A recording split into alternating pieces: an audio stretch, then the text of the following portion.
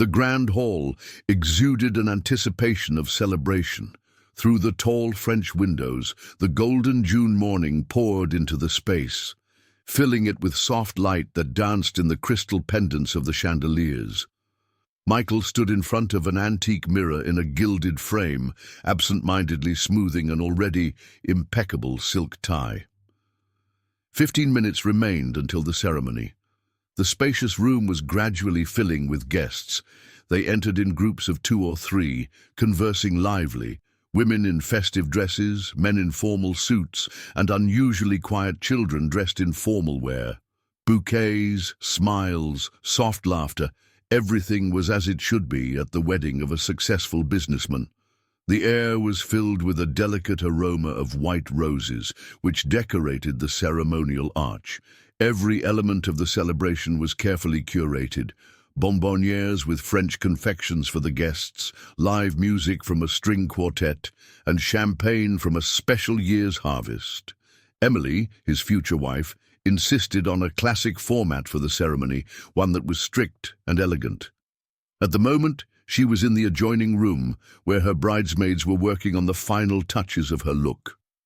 Snow-white dress from a renowned Italian designer, handmade veil, diamond jewelry, everything had to be impeccable. Michael glanced once more at his reflection, a stately man in a perfectly fitting suit with a hint of grey at the temples. The suit fit flawlessly, highlighting the athletic build he maintained through regular workouts. At 35, he had achieved everything he had dreamed of. His own business built from scratch, a luxurious apartment in the historic city centre. The only thing missing was a family. And now, after so many years of solitude, he was finally taking this step. Getting lost in thought, Michael absent-mindedly touched the breast pocket where a ring lay inside a velvet box. 2 months ago, when he proposed to Emily at her favourite restaurant on the hotel rooftop, he was absolutely certain of his decision. She was exactly how the wife of a successful man should be, beautiful, intelligent, with a prestigious job as a pediatric oncologist. Their relationship was developing steadily and properly, without unnecessary passions or dramas. After the death of his parents, it was Emily who helped him through this difficult time, being there for him, supporting him, just what was needed. A sudden pain from the memory made Michael shake his head, dispelling unwelcome thoughts. Today wasn't the time to think about the past, about the other love that still sometimes visited his dreams. He adjusted the snowy boutonniere on his lapel and turned to the room, intending to check if everything was ready for the ceremony. And in that moment, time stopped. Standing at the entrance, like a ghost from the past, was her. Victoria. 7 years, 7 long years he hadn't seen her, but he recognized her instantly. She had hardly changed. Still the same large brown eyes, the same proud posture, the same dark waves of hair.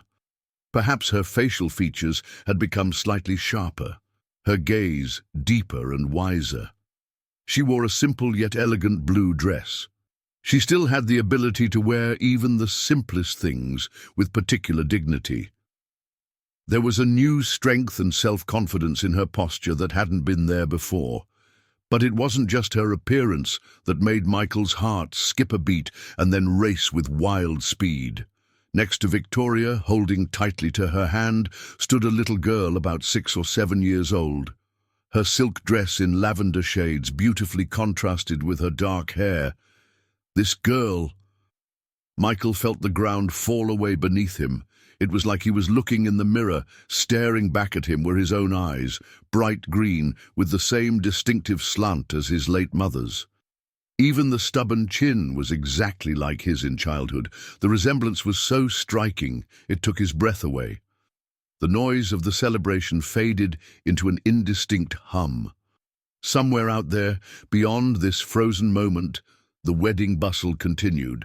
The photographer was setting up his camera, waiters in pristine white gloves were arranging crystal glasses for champagne, and the string quartet was tuning their instruments. But for Michael, There were only those eyes, the eyes of the girl who couldn't possibly be just a casual acquaintance of Victoria's. Suddenly, all the details formed a single picture. Her sudden disappearance 7 years ago, broken contacts, refusal to meet. "Mr. Jones, it's time. The ceremony is in 5 minutes.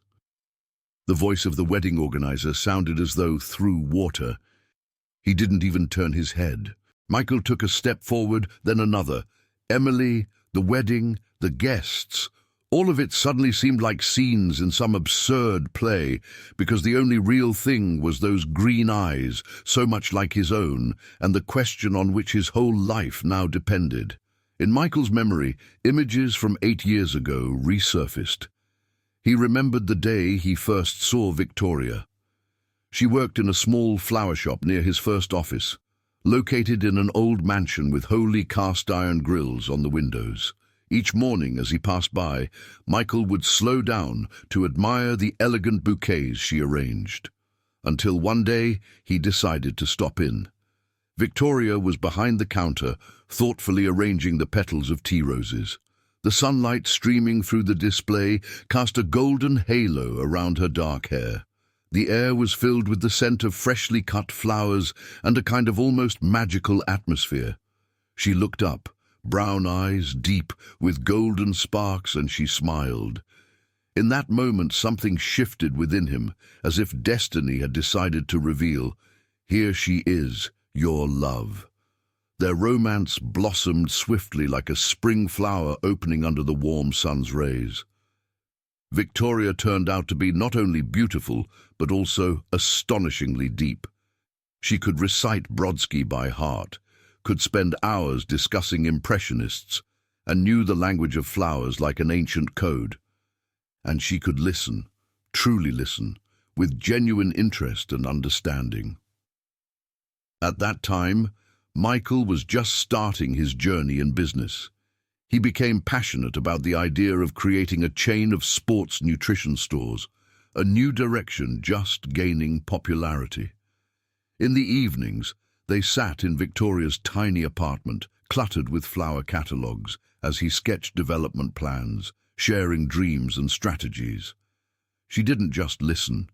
She believed in him, asked the right questions, supported him in moments of doubt.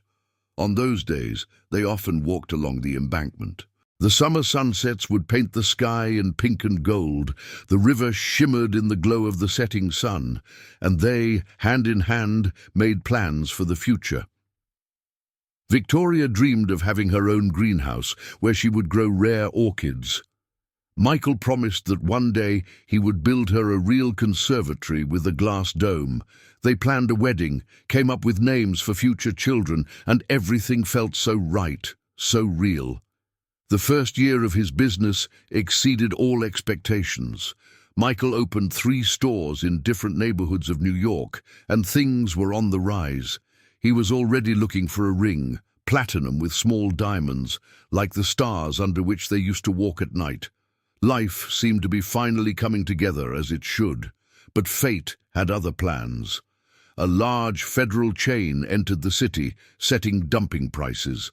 Suppliers, one by one, started refusing to cooperate, unable to withstand the pressure from the market giant. The bank loan taken for development became an unbearable burden. Michael tried to save the business, but each day brought new problems. He remembered those sleepless nights searching for a way out. Victoria supported him as best as she could. "We'll make it," she would say, massaging his tired shoulders. "We'll start over if we have to." But each day brought new blows. He became irritable, often losing his temper, and she grew quieter, as if some inner anxiety was gnawing at her. On that last day in March, she came to his office, pale, agitated, wrapped in a light scarf. Cold rain drizzled outside, droplets streamed down the window, blurring the outlines of grey Chicago. "We need to talk. It's very important," she said, but he was too engrossed in his problems, too preoccupied with another supplier's refusal. "Sorry, not now. Let's do later," he answered, not knowing that later would never come. The next day she disappeared, vanished into the spring air, didn't answer calls, moved out of her apartment, quit her job at the flower shop. Even her friends seemed unaware of her whereabouts. When the initial shock passed, Michael concluded it was clear.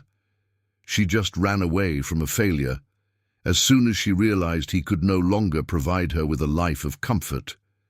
This conviction, bitter and poisonous, took root in his soul. It drove him all these years, causing him to work tirelessly, build a new business, and prove to the world, and above all to himself, that he was worth something. And now, looking at the little girl, with his eyes standing next to Victoria in the festive hall, he realized how wrong he had been all these years. After Victoria's disappearance, Michael threw himself into work completely. He returned to his roots, starting with a small sports nutrition store on the outskirts of town, in a modest space with a leaky roof and old display cases. This time, he acted more cautiously, taking the hard lessons of the past into account. He calculated every step in advance, spent nights poring over business plans, personally interacting with each customer during the day, studying demand and needs. Gradually, things improved.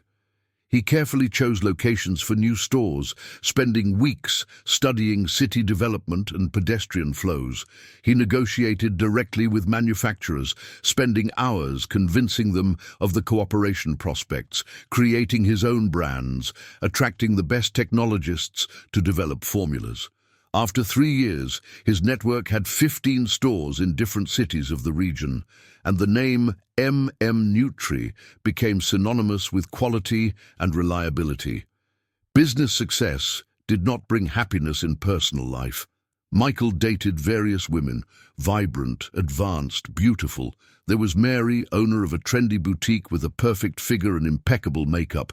Anne, a financial director of a large bank, smart and ambitious. Irene, a famous TV presenter dazzling at social events, but each time something went wrong. In Mary, her habit of talking only about brands and fashion shows annoyed him. In Anne, her excessive calculation and coldness. In Irene, the constant need for public attention. He constantly compared them to Victoria, and the comparison was always not in their favor. No one could listen as sincerely as she did, with her chin propped on her hand, looking with her brown eyes right into the soul, so keenly sensing, guessing his mood by the slightest changes in intonation, understanding deeply, finding the right words at the most difficult moments. 2 years ago, his life was overshadowed by his mother's death from heart failure. But Michael knew she simply couldn't live without her husband, with whom she spent 40 happy years. His parents had always been an example of true love and fidelity for him. Their departure left a deep wound in his soul, which bled with each memory. It was then that Emily appeared in his life. She worked in the pediatric oncology department, where Michael came with a charity event. His foundation helped severely ill children. She amazed him with her selflessness. She could sit for hours by a little patient's bed, telling fairy tales or comforting a crying mother who had just learned a terrible diagnosis. During breaks between procedures, she arranged puppet shows for the children, turning the hospital ward into a magical theater. Emily was strikingly different from the women in his circle. No ostentatious luxury, simple but elegant dresses, minimal makeup, modest jewelry. Her light brown hair was always pulled into a neat bun, and in her blue eyes shone kindness and wisdom. Her whole being radiated some inner light, calm and reliability. After his parents' death, she helped Michael cope with depression and return to normal life. Their relationship developed slowly, without passions and dramas. She understood his busyness, did not demand expensive gifts and constant entertainment, knew how to create coziness and comfort. Next to her, Michael felt peace and tranquility, maybe not as bright feelings as once with Victoria, but reliable and stable. He proposed after almost 2 years of relationship in her favorite restaurant overlooking the river. Emily accepted the ring with sincere joy, and they started preparing for the wedding. Everything was going as planned until a month ago, when Michael heard in a conversation with a business partner that Victoria had returned to town. This news struck like lightning, stirring long-buried feelings, resentment, bitterness, the desire to prove that he achieved something. The plan formed instantly. Invite her to the wedding. Let her see how well his life turned out without her. Let her realize what she lost when she left him in a difficult moment. He personally chose the most luxurious ceremony hall in an old mansion, ordered exclusive flower arrangements, invited a renowned string quartet. Every detail was meant to scream his success. When acquaintances informed Victoria of his upcoming wedding, her reaction surprised Michael. According to friends acting as negotiators, her first question was, will his parents be at the celebration? The question seemed strange to him. Why did she need to know about the parents? When she was told that his parents were no longer alive, she paused, then agreed to come. A triumphant satisfaction stirred in Michael's chest. He imagined her showing up, alone, possibly having lost her former beauty, with the mark of an unsuccessful life on her face, secretly watching his happiness with his beautiful bride, regretting her decision 7 years ago. But the reality was quite different. Victoria did not look defeated. On the contrary, there was some new dignity, inner strength in her, and the girl next to her, something extraordinary. Now, looking into those familiar green eyes, Michael realized that his plan for revenge had backfired on him. Fate had prepared a far stronger blow for him than the one he planned to deliver himself. "Mr. Jones, the ceremony starts in 5 minutes. The organizer's voice sounded more insistent. But Michael was already decisively moving towards Victoria. His heart pounded somewhere in his throat, blood pounded in his temples, crystal chandeliers shattered sunlight, scattering rainbow spots on the walls. From the corner of his eye, he noticed the girl, her daughter, stepping away to join a group of children by a fountain with golden fish. "We need to talk," he said hoarsely, taking Victoria by the elbow and pulling her aside to a small lounge. She didn't resist, only paled slightly when the heavy oak door shut behind them with a dull thud. In the room with vintage wallpaper and antique furniture, it was quiet. Only the ticking of the clock measured precious minutes until the ceremony began. "Who is that girl?" asked Michael, though he already knew the answer. His mouth was dry from excitement. His voice trembled treacherously. "Why does she look so much like me?" Victoria stood by the window, the sunlight outlining her face. For a moment, Michael thought time had turned back. She looked exactly as she did that last day in his office. "That's Lisa, your daughter. She's 6 years old." Her voice held the same determination with which she once defended his dreams of having his own business. Michael sank into the nearest armchair, feeling his legs give way. The velvet upholstery held the warmth of the sun's rays. Why didn't you tell me? Why did you disappear then, without explaining?" Victoria gave a bitter smile. "I tried to tell you that day when I came to your office, but you were too busy with your problems, and then your parents made their move." "What do you mean?" He leaned forward, feeling a chill run down his back. "Your parents always thought of me as an obstacle." Victoria ran her hand along the wooden window frame, as if seeking support.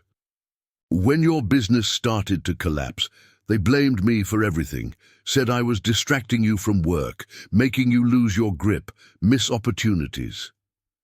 Michael remembered how his mother often hinted that he needed a different partner. One from their circle, with friends and money, how his father frowned when he saw him with Victoria. "But that wasn't the main issue," Victoria continued. "They found out that my brother foolishly tried to take parts from the factory. He was caught at the checkpoint. Your father said he had connections, that my brother could be imprisoned for 5 years, and he had a little daughter, a wife. I couldn't let them go without a breadwinner." "They blackmailed you?" Michael felt nausea rising in his throat. Your mother said I was ruining your life, that if I really loved you, I should leave and give you a chance to fix everything. And your father threatened that if I didn't disappear, the incriminating evidence against my brother would end up with the investigator. They didn't even let me tell you about the child." Michael jumped up, began pacing the room. His parents, whom he idolized, whom he considered the model of family values, couldn't have done this. Or could they? They didn't just destroy his happiness, they deprived him of the chance to see his daughter grow up. "Why did you decide to come now?" He stopped in front of Victoria. "I learned about the death of your parents, thought Lisa could finally meet her father. She often asks about you." Victoria paused, then added more quietly, "And I couldn't let you marry without knowing the truth. It would have been unfair to everyone." There was a persistent knock on the door. "Mr. Jones, everyone is waiting for you. Emily is ready." He didn't respond. A whirlpool of thoughts swirled in his head. Emily, sweet, kind. Emily who wasn't at fault. Guests in the formal hall, photographers with cameras at the ready, sounds of tuning musical instruments. Lisa, his daughter, his flesh and blood, whom he didn't know all these years. A girl with his eyes, who lived without a father due to his parents' monstrous decision. "Did you love me?" he suddenly asked, looking at Victoria. She started at the unexpected question. "Why do you ask? Just answer. Did you truly love me back then?" "I still love you," she answered simply, and tears shone in her eyes. "Every day, all these years, I saw you in Lisa, in her eyes, in her smile, in her stubbornness. How could I stop loving you?" At that moment, the door swung open. Emily stood on the threshold in a snow-white designer dress, her veil slightly fluttering in the draught. Her eyes widened in surprise and anxiety. "Michael, what's happening? Everyone's been waiting." Michael slowly rose. He knew the next words would change many lives, bring pain to someone who didn't deserve it. "There will be no wedding," he said firmly. "I'm sorry, Emily, you are wonderful. You deserve true happiness, but I can't. I have a daughter, and I still love her mother. Always loved." Emily paled, grabbed the doorframe. Worried voices of guests could be heard from the hall. Somewhere in the distance, children's laughter sounded. Lisa was playing at the fountain, unaware these moments would change her life forever. Michael looked at Victoria, and in her eyes saw his future, the one that should have happened 7 years ago, if not for his parents' fatal interference. The weight lifted from his shoulders. Now he knew he was doing the right thing, no matter how painful it was now. Guests slowly left. Svetlana sat motionlessly in an armchair, still in the wedding dress that now seemed out of place, like a theatrical costume after the performance ended. "I should have told you earlier," Michael quietly said, turning to her. "As soon as I found out Victoria returned. But I didn't know myself, didn't imagine it would turn out this way. You have a daughter." Emily stated this without questioning intonation. Her voice sounded muffled but calm. The doctor's habit of keeping composure in any situation showed. "And you still love her mother?" "I'm sorry." He sank into the armchair opposite her. "You deserve better. You deserve true love, not wandering in the shadows of my past." Emily raised her reddened eyes to him. "You know what's most upsetting? I felt you were never truly happy with me, but convinced myself that with time everything would work out." Victoria entered the hall holding Lisa's hand. The girl looked with curiosity at the flower garlands still adorning the walls. Emily stood up, smoothed the dress. "I'll go home. I need to be alone." She headed for the exit, but paused at the door. "Michael, I'm glad you found your daughter." "Truly glad." There was no deceit in her voice, only genuine bitterness and understanding. Once Emily left, Lisa approached, examining him with childlike immediacy. "Mum said you're my dad," she said seriously. "Why didn't you visit us before?" Michael's throat tightened. He kneeled to be level with his daughter. "Little one, I didn't know about you, but now I know and won't leave ever again. I promise." That evening, Michael went to the family home, a spacious mansion preserving traces of bygone luxury. He rarely visited after his parents' death, too many memories. But today, he needed to find proof of Victoria's words. In his father's office, everything remained untouched. A massive mahogany desk, bookshelves, a safe in the corner. Michael knew his father stored all important documents electronically. 2 laptops were found in the bottom drawer of the desk. His father was meticulous and never threw anything away. The first laptop didn't boot immediately. The hard drive hummed laboriously. Michael methodically browsed folder after folder until he stumbled upon a file dated 7 years ago. Inside were scans of factory documents, a record of Victoria's brother's arrest, some office memos. Michael felt a chill inside. Everything Victoria said turned out true. The second laptop contained correspondence between his parents and factory management, some important officials. "We need to get that girl away from Mike," his mother wrote. "She's dragging him down, distracting him from work. We didn't work all our lives for him to tie his fate with a flower shop girl."